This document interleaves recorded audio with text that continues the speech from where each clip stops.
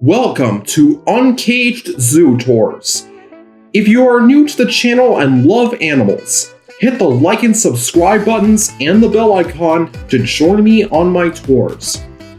Is this thing on? Perfect! My friends, we're back at the Cincinnati Zoo, a place that has a ton of historical value, rare animals, and award-winning exhibits. Grab your pith helmets because our 5th Cincinnati tour will be in Africa. As always, thank you for voting. This fantastic exhibit took 8 years to complete. We'll meet some new animals and some zoo celebrities, and that includes a celebrity that inspired the world. Let's begin. I want to save the best for last, so we'll head to the area's right corner. Welcome to the Giraffe Ridge.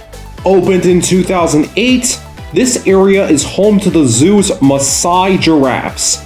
One of the best ways to tell giraffes apart is from their spots, which are used as camouflage to blend into the savanna.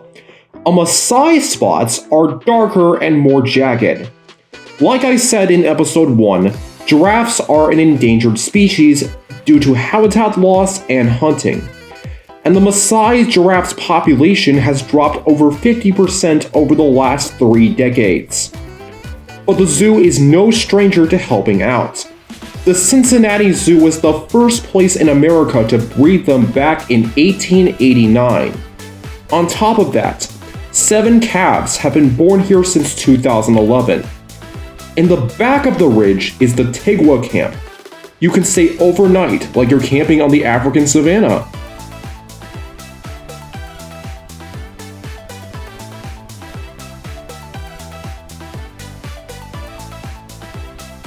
Up next is Phase 2, which opened in 2010.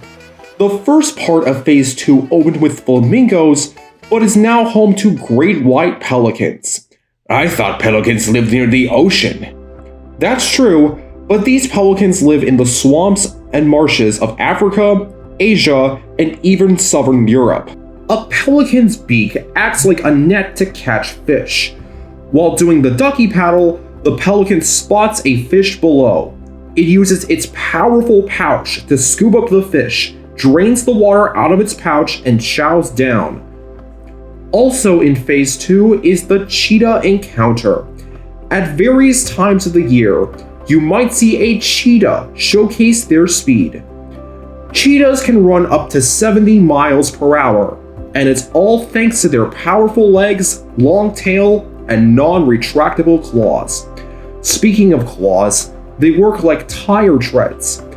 But cheetahs can only run for 45 seconds before they're tired.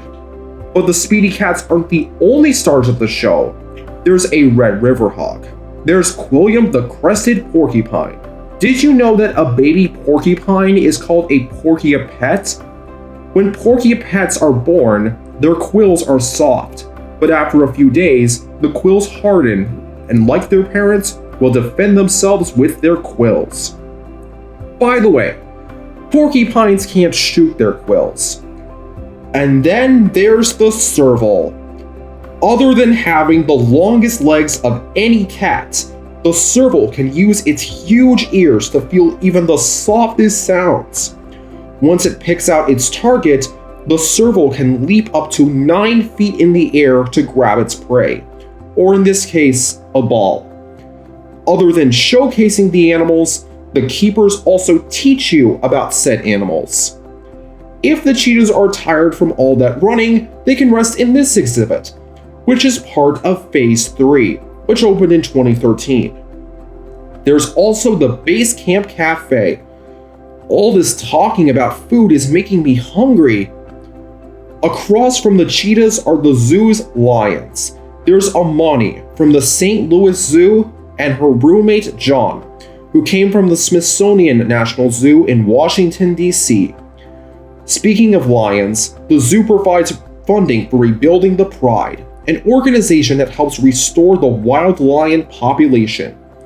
In 2014, after the cats arrived, John and Amani gave birth to 3 cubs. When lions are fully grown, Zoos will transfer them to other facilities to grow the captive lion population. Nowadays, John and Amani can enjoy relaxing on Pride Rock. And it looks like something caught their attention. My friends, welcome to Phase 4, aka the African Plains. This busy watering hole also has a waterfall so that the lions can't hurt anyone. But back to the plains. It is currently home to 10 species. Okay, raise your hand if you want me to talk about birds. What about mammals? Okay, the birds win. I didn't see the Kenyan-crested guinea fowl, but I saw Ruppel's griffon vultures. Vultures are depicted as vicious and mean in media, but they are also very important to the environment. They eat animals that are already dead, and the bird's stomach contains a powerful acid that removes harmful substances. Without vultures, diseases will spread between animals, probably affecting our health. Their cousin, the lappet-faced vultures, can be aggressive as they scare other animals away from the dinner table. They're also Africa's largest vulture. Other birds include the silent but deadly saddle-billed stork, the crowned crane, and even the pink-backed pelican. A pelican can open its beak and vibrate its throat to cool off. The largest birds on the savanna are ostriches Pam and Myrtle. Those strong legs can help the bird run up to 43 miles per hour, but they can also produce a powerful kick that can kill a lion or a hyena. The ostrich is the only bird in the world with 2 toes. As for the mammals, there's the Thompson's gazelle that I didn't see either, but there's also Hobbs the kudu, who's also from the St. Louis Zoo, and the impala. These graceful antelope can leap and scatter in all directions to confuse predators. The impala can leap up to 10 feet high and 35 feet long in a single bound. Now this savanna may only have 10 species, but that is still a ton of diversity. Our next stop is the Painted Dog Valley, which is also part of Phase 4. Unlike most dogs, African wild dogs only have 4 toes. Hey, wait! I still need to talk about you!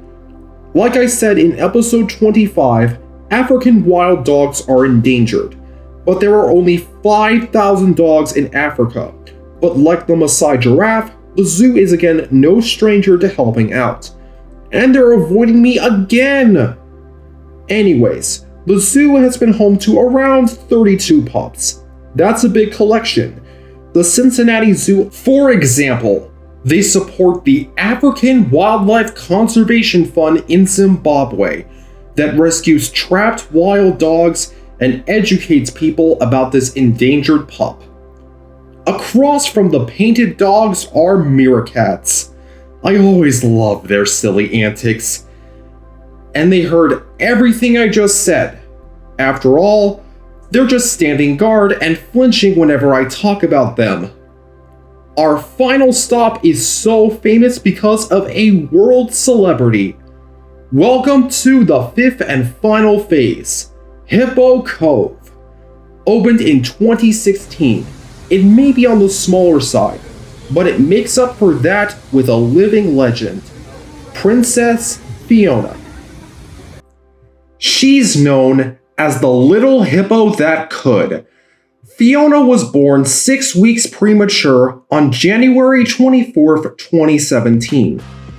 She was Cincinnati's first hippo born in 75 years. Zoo staff realized she was underweight and bottle-fed her mother's milk around the clock. They also taught her how to walk on land.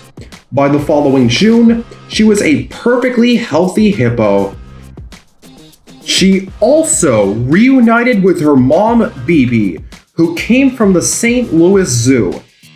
There's her dad, Tucker, from the San Francisco Zoo, and her baby brother, Fritz, who was born earlier this year.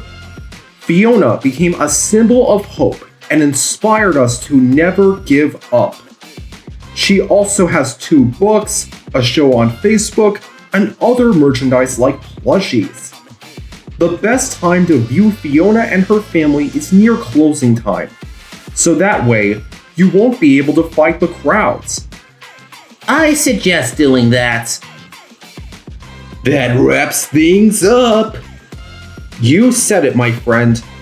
I might have talked about one of the zoo's greatest attractions, but there are even more exciting adventures at the Cincinnati Zoo.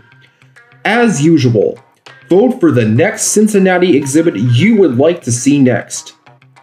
We can head to Gorilla World to meet their playful colobus monkeys and learn about their gorillas.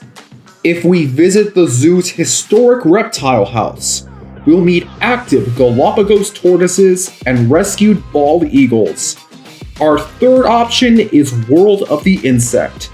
Inside that insect house, we'll learn about leafcutter ants and meet beautiful butterflies. I also want to ask, what are your favorite animals to see at a zoo and why? As always, thank you for subscribing and thank you for watching. Now who's up for more tours?